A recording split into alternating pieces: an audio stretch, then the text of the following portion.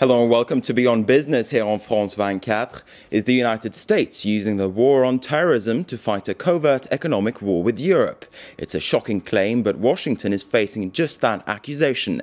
In the wake of September 11, European airlines and banks have shared information about their clients with US authorities. The aim is to track down Al-Qaeda and other terrorist organizations. But some say the US is using this data to help American companies against their European rivals. Journalist Jacques Henno has been looking into this issue and he joins me here in the studio for a discussion later on. But first, let's take a closer look at some of the most controversial cases of transatlantic information sharing. All right, let's turn to journalist Jacques Henno now. You've written a book on the US quest for information sharing in the name of terrorism. In Tous, fiches, you argue that the United States is in fact trying to take full control of data flows about individuals and companies in order to battle and fight terrorism. What do you say about all of this? What can be done with this information obtained through this PNR, so-called PNR deal and this SWIFT deal? So, deal, I don't know if there is a SWIFT deal because it was something like a robbery, in fact. So what we can do through PNR and SWIFT, we have you have access to information about companies, which engineer is traveling to where, which salesman is traveling to where, and what amount of money this company is sending to a client or is receiving from a client, from a customer. And what can be done with those bits of information? And when you can spot everything an engineer or a salesman is doing in the US, for example.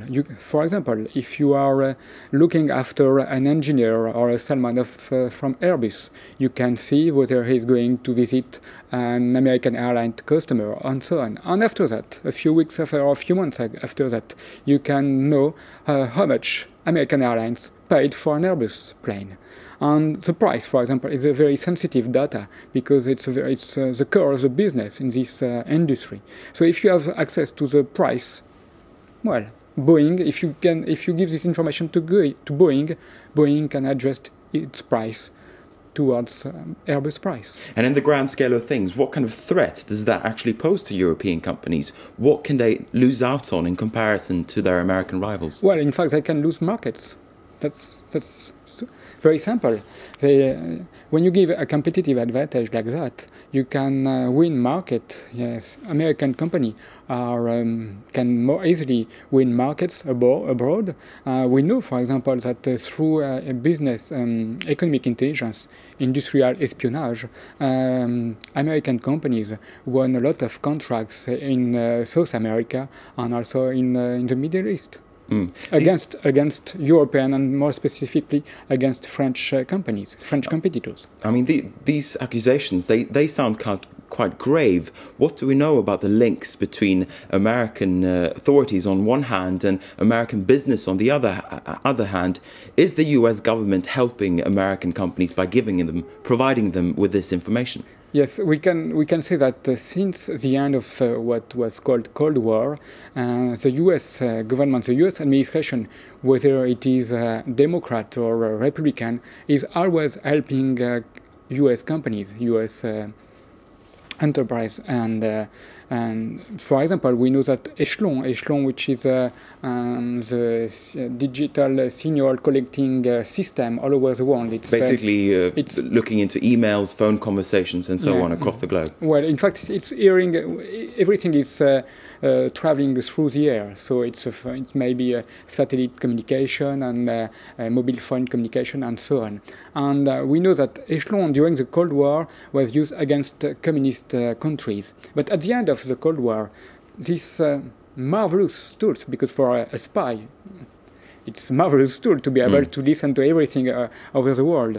And this marvelous tool was there, available, and there was nothing to do with. So the US intelligence agencies decided to move it from war against communists towards war for economic war, business war. So, and how are we tracing the effect of that today? How do we know what we know about what they do?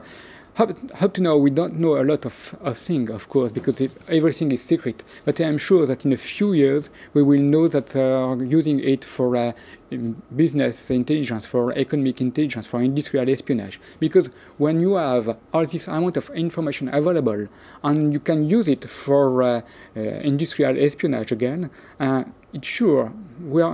I am sure that US intelligence agencies are not, in French we say, altar boys. They are not... choir boys. Voilà. So I am sure they are using it. The temptation is so strong. Here is the information, and you can use it against your European competitors. Well, I'm sure you use it. What kind of access do European authorities have to information about American companies through airlines, through banks, and so on and so forth? Well, it seems that it's only a one-way deal.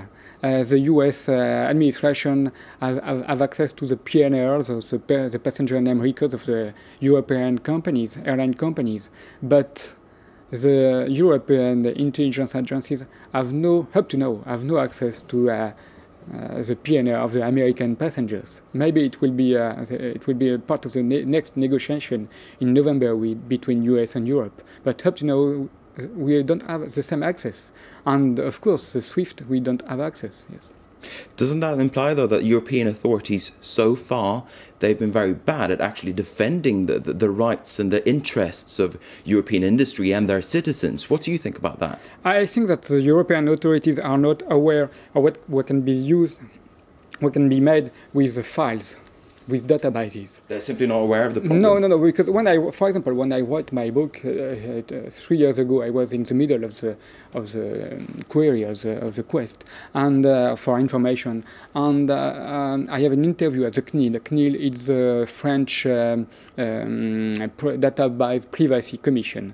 And I told them, you know, there is a company in France here, the name of which is Acxiom, and it's a subsidiary of an American company. And they can transfer files from Europe to the US. And they say, wow, you're sure? So even at the CNIL, they were not aware of that. All right, thank you very much, journalist Jacques Henno. We're going to have to stop it right there. Thank you very much for coming to our studios. And with that, we wrap up this edition of Beyond Business. We'll be back again soon with more on the state of play in the globalized economy. In the meantime, don't forget you can get more business news on our website. The address, as usual, is www.france24.com. Bye for now. Stay with France 24.